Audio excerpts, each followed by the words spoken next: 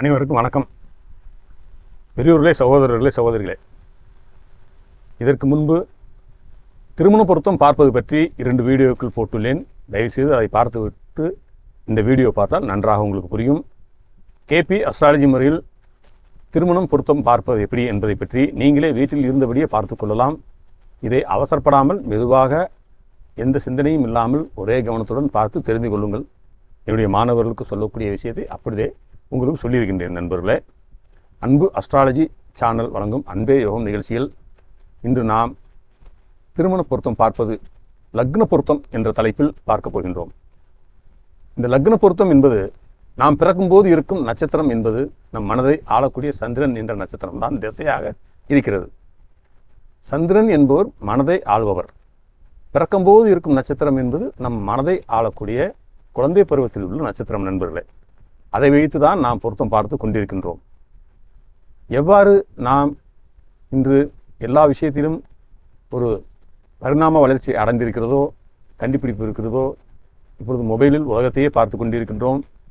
அதேபோல் ஜோதிட உலகத்திலும் நல்ல முன்னேற்றம் அடைந்துள்ளது.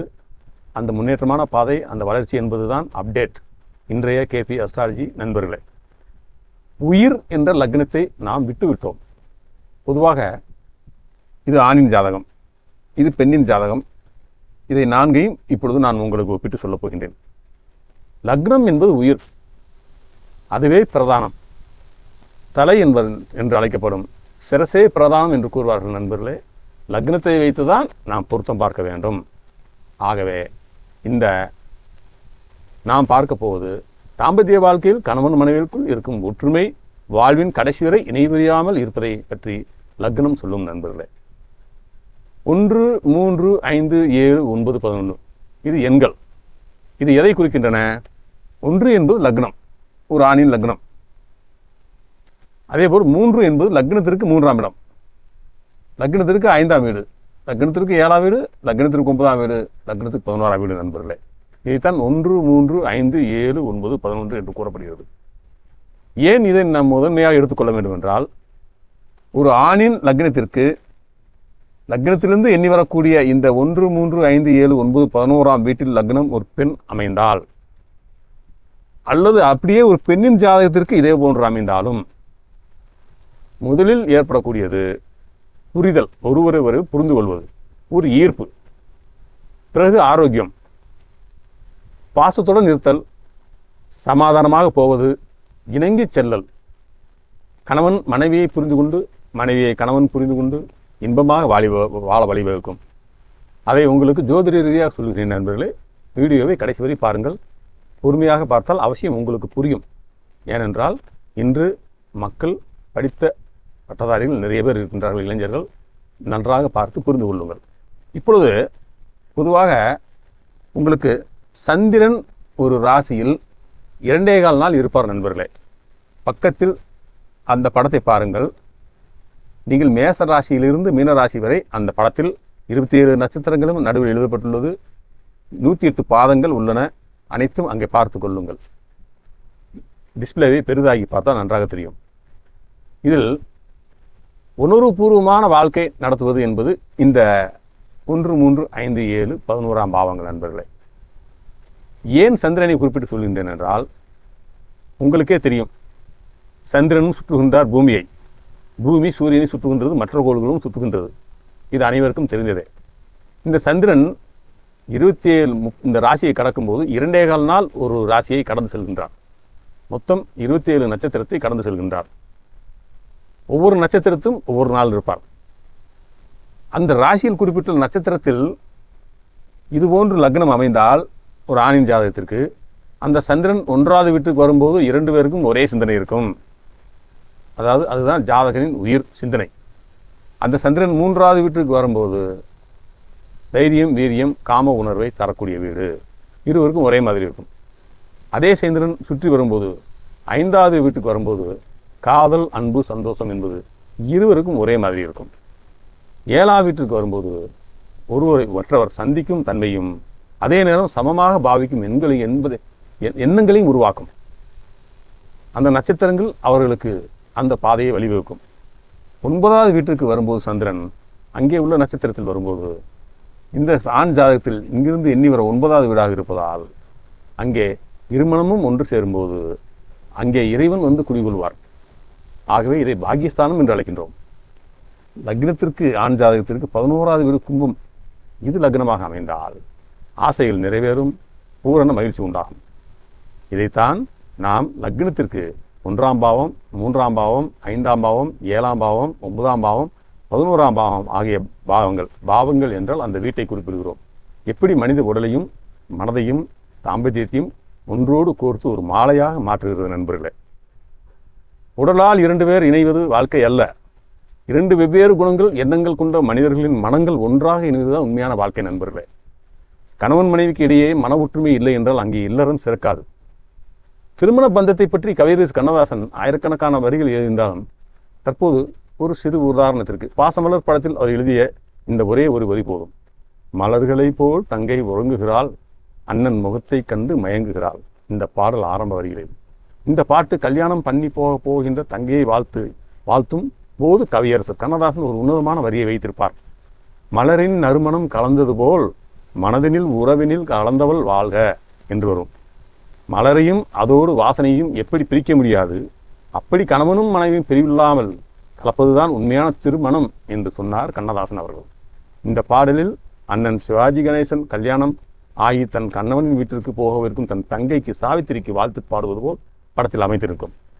அப்படி வாழ்த்தும் போது நீ உன் கனவோடு எப்படி வாழ வேண்டும் தெரியுமா என்று அண்ணன் சொல்வதாக கண்ணதாசன் எழுதியிருப்பார் நண்பர்களே. அதே போன்று பகவத்கீதையில் அர்ஜுனன் கேட்கின்றார், கிருஷ்ணா மனிதன் நிம்மதியாக வாழ என்ன வழி? அதற்கு கிருஷ்ணர் மிகவும் சுருக்கமான ஒரு வார்த்தை சொல்கின்றார். திருமணத்திற்கு பிறகு கணவன் மனைவி இருவரும் தங்களை சமமாக பாவிக்க வேண்டும். அவருக்கு கோபம் வந்தால் இன்னொருவர் அமைதியாகி அந்த இடத்தை சமப்படுத்த வேண்டும். ஒரு தராசு தட்டு போல இருவருடைய எண்ணங்களும் எப்போதும் சமமாக இருக்கிறதோ அங்கேதான் வாழ்க்கை ஜெயிக்கிறது. இந்த சமநிலை உருவாவதுதான் திருமணம் என்று அவர் கூறுகின்றார். உலக பொதுமறை தத்துவ வள்ளுவ பேரரசன் வள்ளுவர் பெருமான் இல்லறத்திற்கு ஒரே ஒரு குரலில் இல்லறம் வகுத்து விட்டார் நண்பர்களே. அன்பும் அறனும் உடைத்தாயின் இல்வாழ்க்கை பண்பும் பயனும் அது. குடும்ப வாழ்க்கை 2 சக்கரங்கள் தேவை. ஒன்று அன்பு, இன்னொன்று அரண். அந்த இரண்டும் ஒரு கணவன் மனைவியிடம் இருந்துவிட்டால் அந்த வாழ்க்கைக்கு ஒரு பண்பு வந்துவிட்டது, உலகமே உங்களை பார்த்து பாராட்டும் என்று கூறியிருக்கின்றார் வள்ளுவ பெருந்தகை பெருமான் அவர்கள். இப்போது நேயர்களே, திருமண பொருத்தத்தில் நாம் ஏன் 1, 3, 7, 9, 11 ஆகிய பாவங்களை உயிர் பற்றான பாவங்கள் என்று சொல்கிறோம் என்றால், 1ஆம் பாவம் என்பது ஜாதகரின் சிந்தனையை குறிக்கும். 3ஆம் பாவம் என்பது தைரியம், வீரியம், காமத்தை குறிக்கும். 5ஆம் பாவம் என்பது காதல், அன்பு, சந்தோஷம். இப்படி 7ஆம் பாவம் ஒருவரை சந்திக்கும், சமமாக பாவிக்கும் எண்ணங்களை உருவாக்கும்.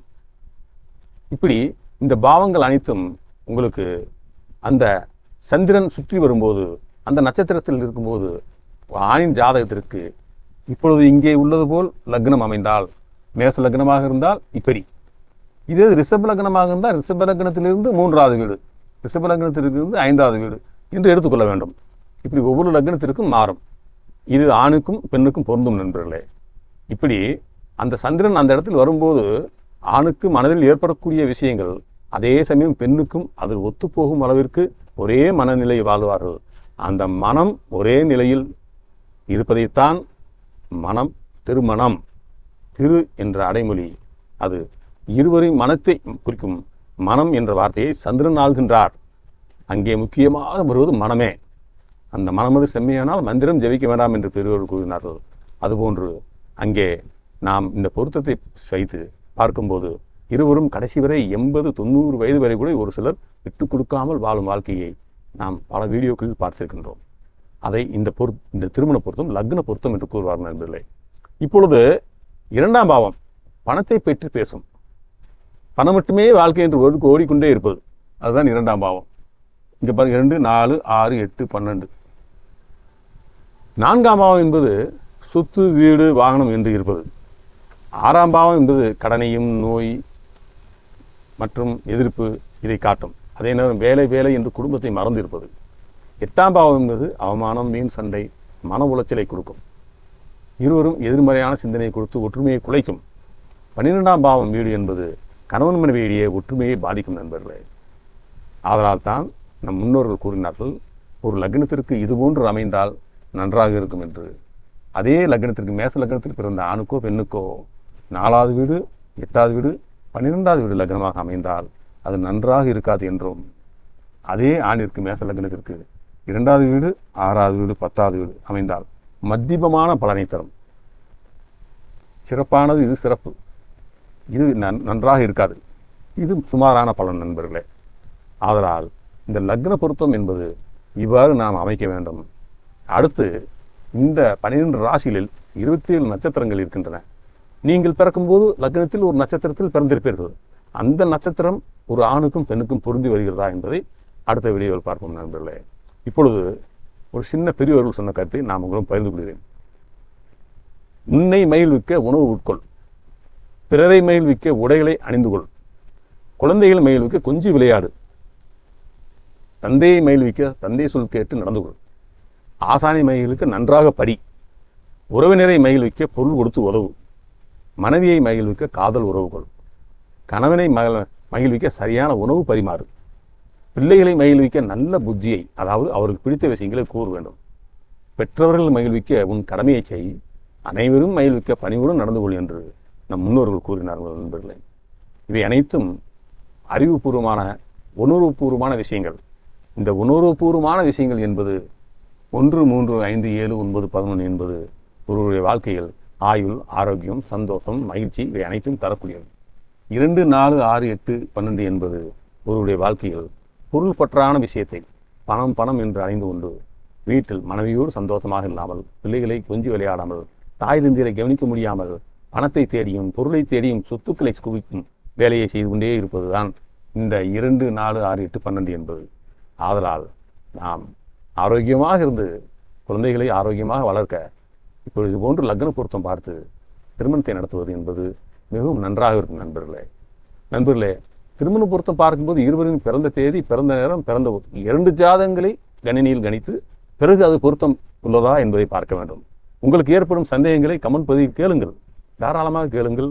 ஆதலால் போர்டில் தெரியும் வாட்ஸ்அப் எண்ணிற்கு நீங்கள் தாராளமாக கேள்வியை கேட்கலாம். அந்த வாட்ஸ்அப் எண்ணிற்கு தொடர்பு கொண்டு பொருத்தம் பார்க்கலாம். எல்லாவற்றையும் கமெண்ட் பகுதியில் சொல்ல முடியாது. தனிப்பட்ட முறையில் ஜாதகம் பார்க்கலாம் நண்பர்களே.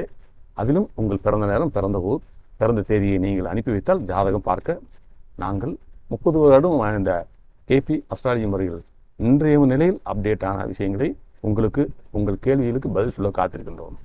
அடுத்த பதிவில் நாம் நட்சத்திர பொருத்தம், குணப்பொருத்தம் என்றால் என்ன என்று பார்ப்போம் நண்பர்களே. இந்த வீடியோவை அனைவரும் பகிர்ந்து கொள்வதன் மூலம் அனைவருக்கும் பலனடைய உதவுங்கள். ஷேர் செய்யுங்கள் நண்பர்களே. எனக்கு சப்ஸ்கிரைப் செய்த அனைவருக்கும் நன்றியை தெரிவித்துக் கொள்கிறேன். இறைவன் அருளால் எல்லோரும் நன்றாக இருப்போம். நன்றி.